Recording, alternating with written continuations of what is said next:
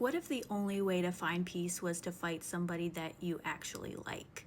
So let me set the stage for you. We are at the Forum of Amity, and this is where political disputes get settled with highly ritualized duels.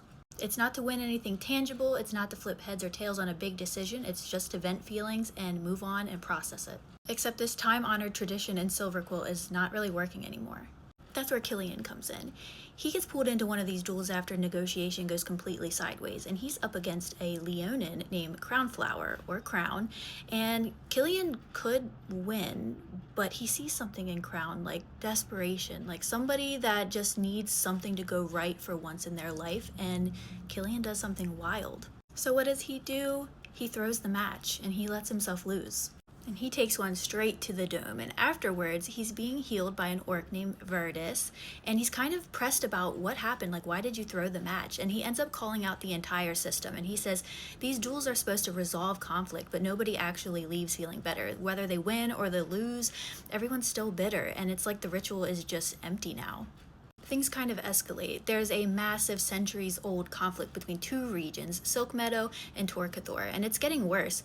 The Forum tries this intense ritual called the Naming Tithe, and they're supposed to acknowledge each other with respect and shared identity, and it just does not work.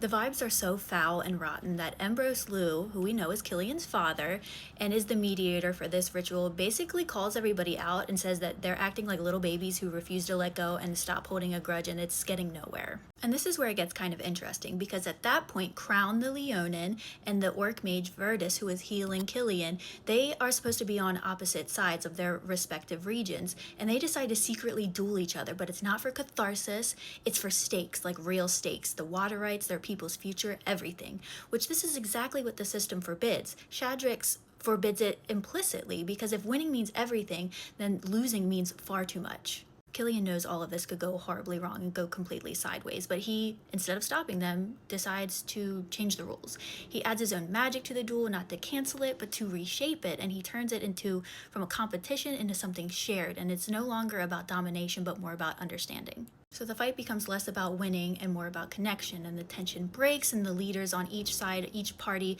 they start participating, and it's not to destroy each other, but to actually engage. Mr. Ambrose Liu comes to bust up the party and ask what's going on, and Killian says, "You're not going to like the answer, but your poetry inspired me to do this." And this story has the poem kind of peppered in with it. It's nice, it's beautiful. And in the end, Killian invites his emotionally stunted and kind of terrifying father to duel him, not to win, but to finally understand each other. So conflict isn't something that you win, it's something that you have to participate in honestly, earnestly, and be vulnerable.